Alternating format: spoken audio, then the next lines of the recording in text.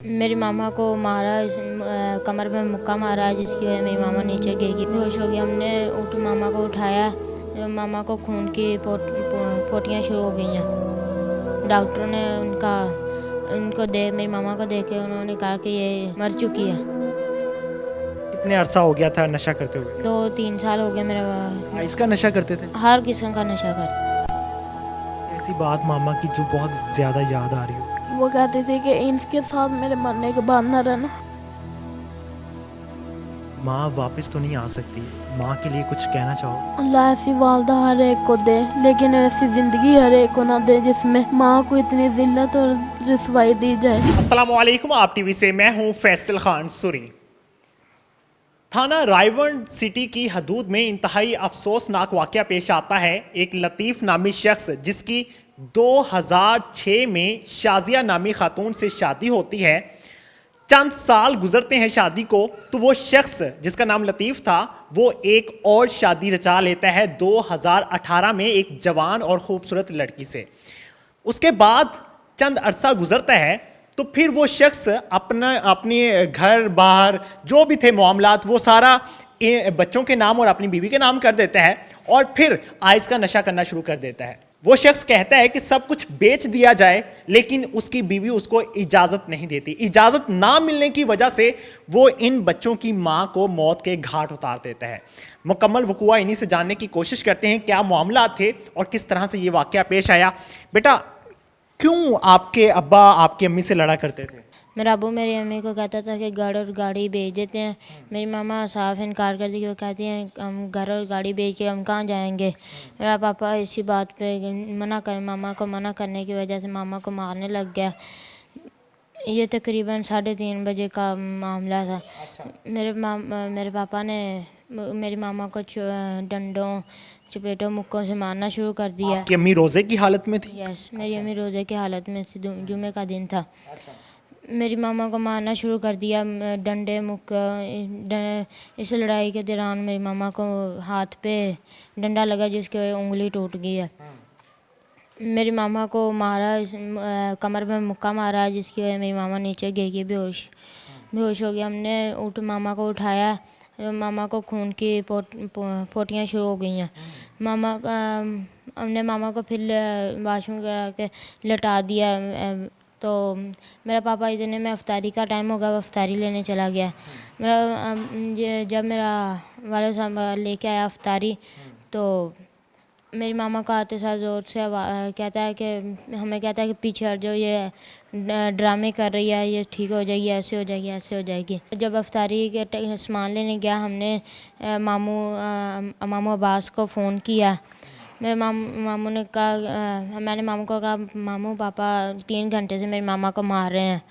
तो मेरे पापा आ गया अफ्तारी का सामान लेके। पापा ने ज़ोर से कहा कि ये ड्रामे कर रही है, ऐसे कर रही है, हमें भी मारना शुरू कर दिया। फिर से हम दरवाजे के पीछे खड़े होकर सारे मेरी मामा के ऊपर छाती के ऊपर बैठ के कभी गला दबाता, सांस रोकता। तो इतने में मेरे मामू मीर और मेरे नाना हाजी शरीफ आ गए। मेरा मामू मीर आया तो उसने ज़ोर से आवाज़ दी। हम उनकी आवाज़ सुन के बाहर आ गए। वो नाना के कहने पर वो इंडस हॉस्पिटल इधर मेरे मामा को गाड़ी 933 उसमें डाल के ले गए हैं। तो उधर से डॉक्टरों ने मेरी मामा को देख के उन्होंने कहा कि ये मर चुकी है। मतलब लतीफ़ ने गला दबा दिया था? हाँ जी, गला। आपने उस टाइम पे नहीं रोका? हमको मारा। आपको भी मारा था? हाँ जी। किस चीज़ से मारा था? छितर से हमें मारता। हम पीछे हट गए, दोनों भाई पीछे दरवाजे के पीछे चले गए। हम जैसे ही थोड़ी से आगे होते फिर मारता। तो क्या अम्मी ने चीखो पुकार नहीं की थी? मामा थोड़े से बोलती थी, गला दबा देता था। उस टाइम आपके अब्बू ने नशा किया हुआ था? नहीं, सही था। मैं पहले करता था नशा? हाँ जी, करता था। कितने अरसा हो गया था नशा करते हुए? 2-3 साल हो गए मेरा। इसका नशा करते थे? हर किस्म का नशा करते हैं। घर में बैठ के? नहीं, पीछे हमारा घर में मेरे पापा घर बना रहे, उसमें बैठ के लड़कों के साथ, आदमियों के साथ बाहर जाके। तो पहले भी आपकी अम्मी को मारा करते थे? अक्सर लड़ाई घर में होती थी, दूसरे दिन तीसरे दिन। इससे पहले 2 माह पहले भी लड़ाई हुई, तब वो नशे में थे। तो मेरी मामा का नाले के साथ गला दबाया है। अच्छा, मैंने डाल के हाथ मैंने छुड़ा लिया। आपने सब कुछ होते हुए देखा, ये आपके भाई ने बता दिया। उस टाइम पे क्या जज्बात थे, क्या चाह रहे थे कि आप अपने अब्बू को मार दो, क्या चाह रहे थे उस टाइम पे आप?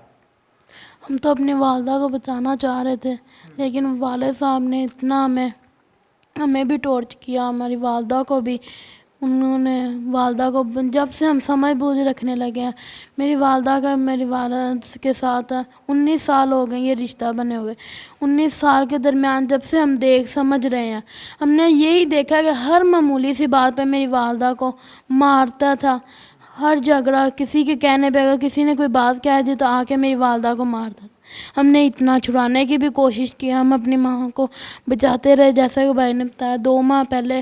तभी बात यही थी, जब से मेरे वालिद ने 2018 में शादी कर ली दूसरी, तब किसी मामलात के ज़रिए सुलह करके आ गए। उस वक़्त उस मौके पर मेरी वालदा के नाम एक गाड़ी। शादी की थी आपके अब्बू ने, तब आपको पता था?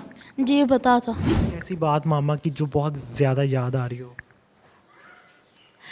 वो कहते थे कि इनके साथ मेरे मरने के बाद न रहना। माँ वापस तो नहीं आ सकती, माँ के लिए कुछ कहना चाहोगे? अल्लाह ऐसी वालदा हर एक को दे, लेकिन ऐसी ज़िंदगी हर एक को ना दे जिसमें माँ को इतनी ज़िल्लत और रसवाई दी जाए। ऐसी वालदा हर एक को दी जाए जिसने हमारे लिए इतना कुछ किया। अल्लाह ताला ने भी देखे, जुम्मे का दिन था, रमज़ान का महीना था, इतनी अच्छी उन्हें, लेकिन बहुत बुरी मौत दी है। मेरी वालदा को तशद्दुद के ज़रिए मारा गया। तशद्दुद को रूज देने वाले मेरे वालिद साहब थे। अल्लाह ताला आपको सब्र दे, अल्लाह ताला आप दोनों को कामयाब करे। मुझे हैरानगी होती है इस बात पे कि हम अपनी माँ की खिदमत करते हैं जन्नत हासिल करने के लिए, और अपने बच्चों की माँ को इस तरह से बेदर्दी के साथ मारते हैं कि शायद उसके कदमों में उसके बच्चों की जन्नत नहीं है। किसी की बेटी को इतना जलील करके क्या मिलता है? मैं ऐसे मर्द को शायद मर्द कहना भी मुनासिब नहीं समझता, जो मर्द अपनी बीवी को गालम गलोच का निशाना बनाता हो। और ये बच्चे अब बालिग हो चुके हैं, बड़े हो चुके हैं, और ये अपने बाप का मुंह नहीं देखना चाहते। ऐसे दरिंदे को अगर बच्चे चाहते तो उसी टाइम पे मार देते कि तूने मेरी माँ पे हाथ उठाया तो मैं क्यों नहीं तेरे पे हाथ उठा सकता। अगर ये बच्चे कहें कि अगर तू मेरी माँ पे हाथ उठा सकता है तो मैं तेरी माँ पे हाथ उठाऊं, तो तुझे कैसा महसूस हो। मैं इसलिए तल्ख अल्फाज बोलता हूं बात स्टोरीज में कि आप लोग समझा करें कि आजकल की नस्लें वो नस्लें नहीं हैं जो आप कहेंगे वैसे चल लेंगी। इनके दिमाग हैं, इनको समझ है, इनको सेंस है, इनको अवेयरनेस है, इनको पता है कि कोई बाप मेरी माँ पे जुल्म कर रहा है तो वो कौन होता है मेरी माँ पे जुल्म करने वाला, जिसके कदमों तले मेरी जन्नत है। तो मैं अपनी माँ को क्यों नहीं बचा सकता, मैं अपनी माँ की केयर क्यों नहीं कर सकता। और मैं उन खवातीन से रिक्वेस्ट करता हूं कि ऐसे दरिंदों से जान छुड़वा लिया करें, भाड़ में जाएं यार, आपके बच्चे हैं, अल्लाह ताला उनको रिस्क देने वाला है, लेकिन खुदारा ऐसे दरिंदों के साथ जिंदगी बसर ना किया करें, आपके बच्चों की जिंदगियां तबाह हो जाती हैं। वो बाप क्या ख्वाहिश रखता होगा जो खुद दरिंदा हो, तो उसका बच्चा क्या बहुत ईमानदार, बहुत अच्छा, बहुत नेक इंसान बनेगा? नहीं, आपका बच्चा भी जो आपसे सीखेगा वही करेगा। जो आपने एक लफ्ज बोल दिया घर में, वही वो बच्चा आपकी बहू के साथ भी बोलेगा, यानी कि अपनी बीवी के साथ भी बोलेगा।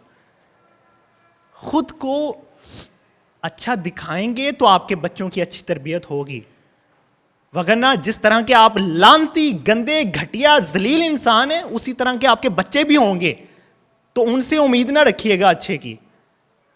इन बच्चों के आंसू देख के मैं अपने जज्बात पे काबू नहीं रख पाया।